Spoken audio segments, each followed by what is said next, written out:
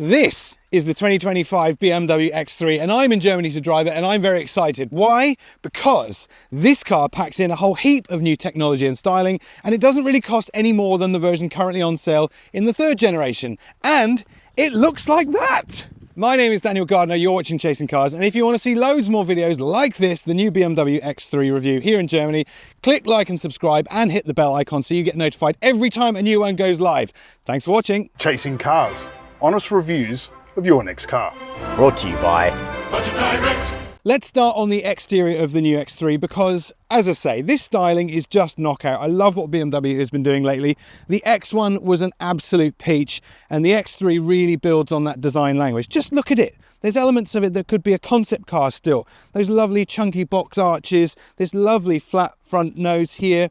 But I want to draw your attention to the grille because you can get a choice of different finishes. This has got the dynamic pattern, as BMW calls it, but you can have a slightly different pattern of the grille if you don't like that unusual look. Also, chrome is not cool anymore. No, BMW's gone to this lovely satin silver finish and it's illuminated. It's got the dynamic glow, which is a super cool feature at night. No mistaking what car is on the road in front of you.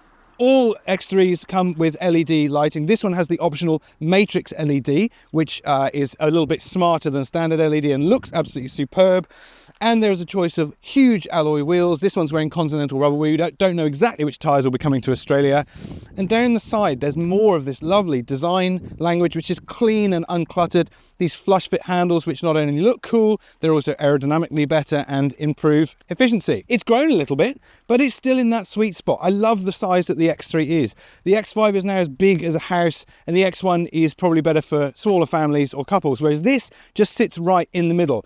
And to show you more about why it's so good for those people, let's have a look on the inside. Again, like the X1, the X3 is picking up from that really excellent basis with a nice clean uncluttered interior, a really nice focus on clean design, but also the centerpiece being technology, and it's everywhere. The centerpiece obviously is that beautiful curved display, which BMW is making a big deal of, and I think justifiably so, because it's actually two screens behind one single piece of glazing.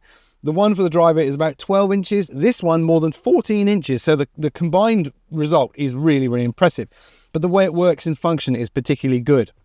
So I'm in my home screen at the moment, but if I go into the applications, BMW has introduced its own app store, essentially. So you can buy applications for its operating system 9. It's operating system 9 in this car, not the very latest 10, but it still feels fresh as a daisy. So you can update your information and entertainment system with new applications. But the only problem I have with that is, why would you do that when you have a smartphone that pairs beautifully wirelessly to Apple CarPlay or Android Auto? If you've got all your smart features in there, why do you need to double up with BMWs? Perhaps I'm missing something. If I am, let me know in the comments below. Also, I should point out that this isn't my phone. I'm not cool enough for an iPhone. This is one of BMW's. And it's sitting on a wireless charging pad down here. This is what BMW calls its jewellery box, which is quite cute, isn't it? And I like it. It's been really well thought out. Room for two phones. If you have a Luddite's phone like mine, which doesn't wirelessly charge, there are two USB-C charging points, two generously sized cup holders, but it doesn't feel like a space that's kind of been used as leftover space at the end and they went, oh, okay, we'll put two cup holders there. Feels like it's been designed from the start. Bit more space in here. Let's look at some of the interior materials because I love them too. No leather here.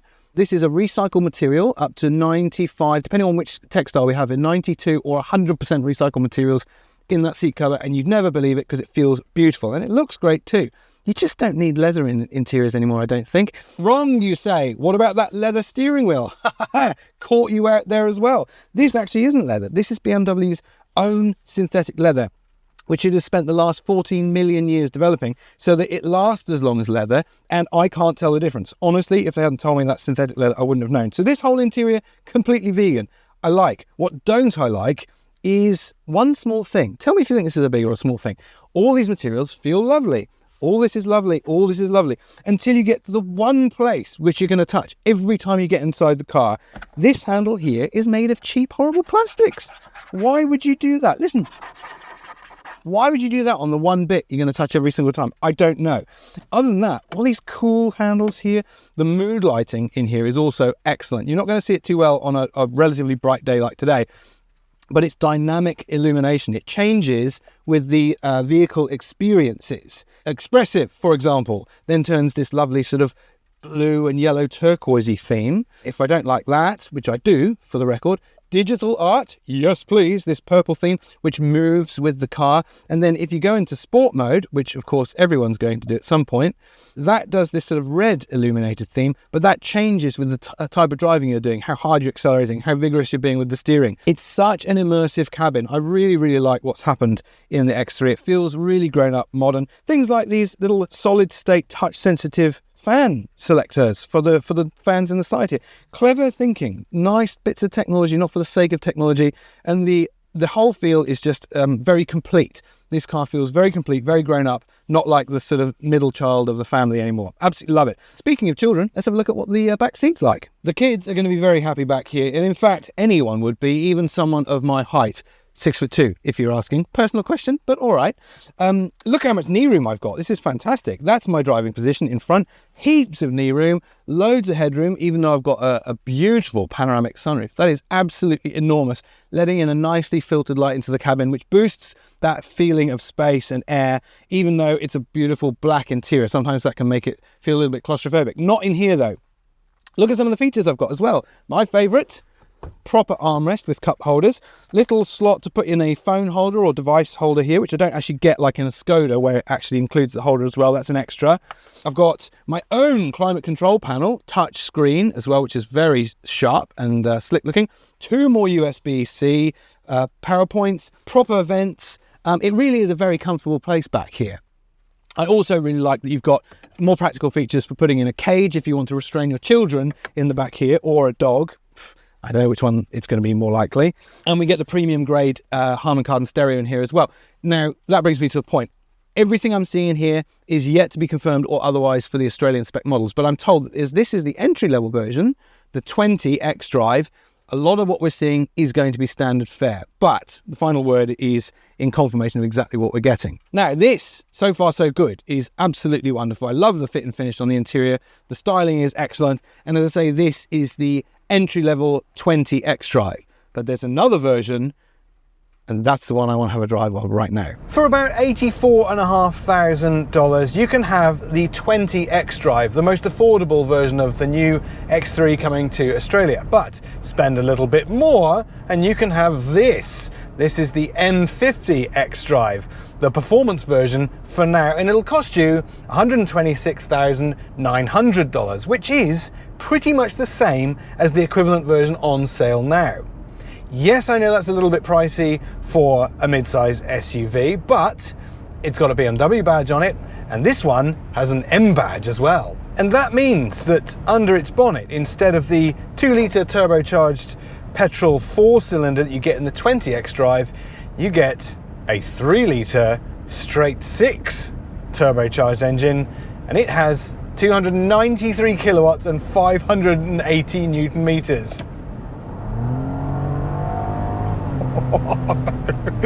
Now, that power is good enough for 0 to 100 in 4.6 seconds, so it's quick, but really, the reason you buy this car is because of the way it sounds. It's absolutely lovely. Now, BMW, we talked about their 6 cylinders for years and years and years, the things they do well and the things they do not so well. Honestly, the latter column is not a big one.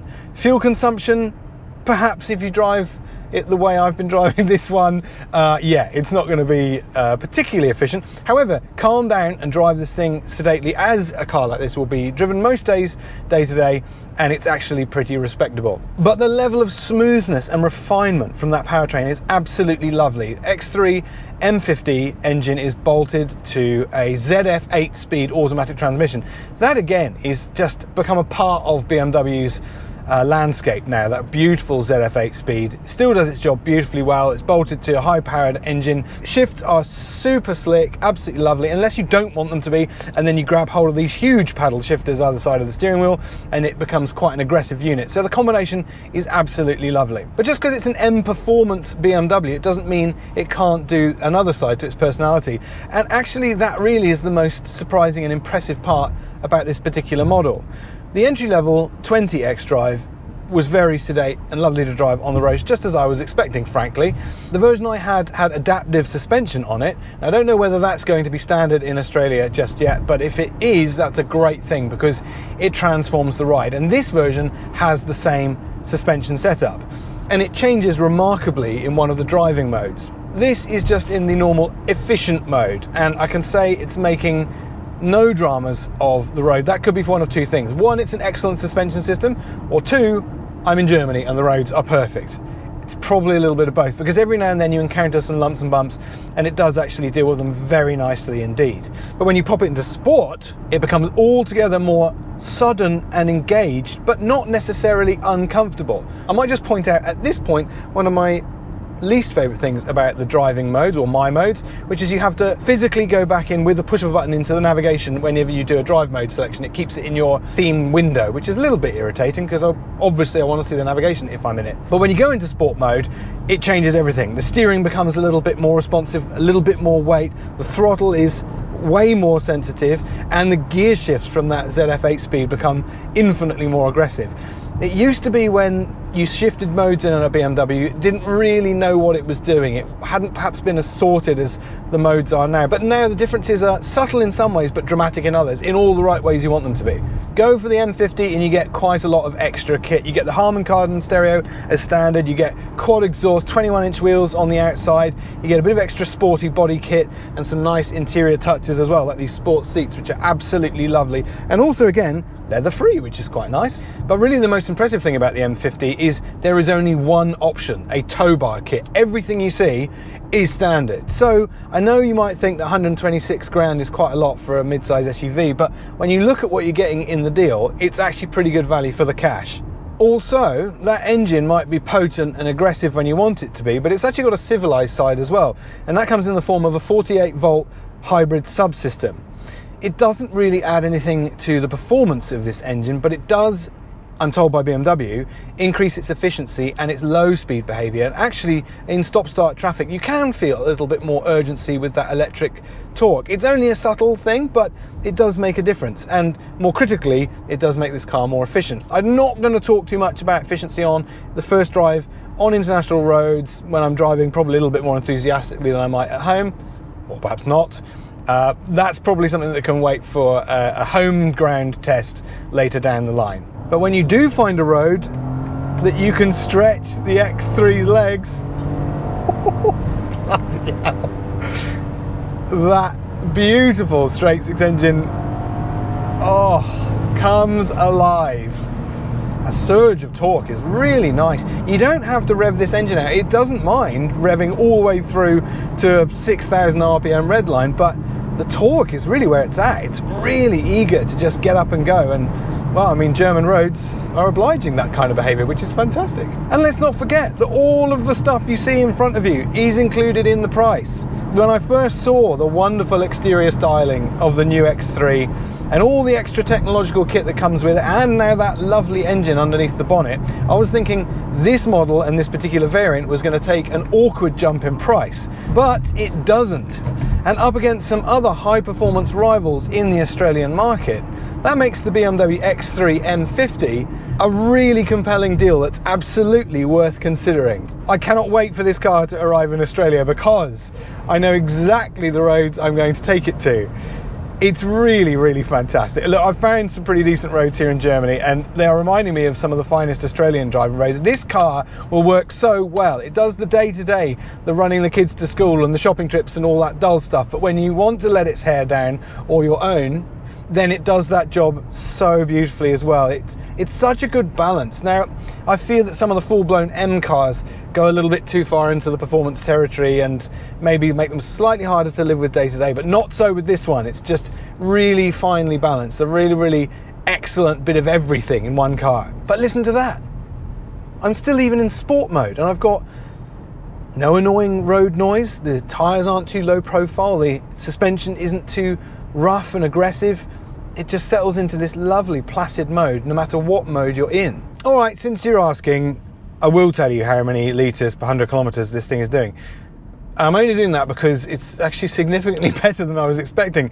8.6 litres per 100 kilometres over the course of my drive today, which, considering I've been doing a little bit of enjoyable driving, using a 3 litre straight 6 at my disposal with a turbo, is pretty respectable, I think, don't you think? Also, let's not forget that that engine is the most powerful M Performance straight 6 engine ever in any BMW model. And another feature common to both variants is the augmented reality navigation system, which I think is absolutely lovely. It gives you basically unmissable direction. So if you miss a turn, I'm afraid there's nothing we can do for you. But one of the other features it does is when you're in a sport mode, it actually highlights the road ahead in either amber or red. And what that tells you as you're approaching a corner is whether you're going too fast to make the corner reasonably. That's a really cool feature in a performance-focused BMW like this. Now, I have to say, this is not a full-blown X3M. That car hopefully comes later, and perhaps in its last ever petrol generation. So for now, let's just enjoy turbocharged straight 6 BMW engine joy and all the noises that come with it.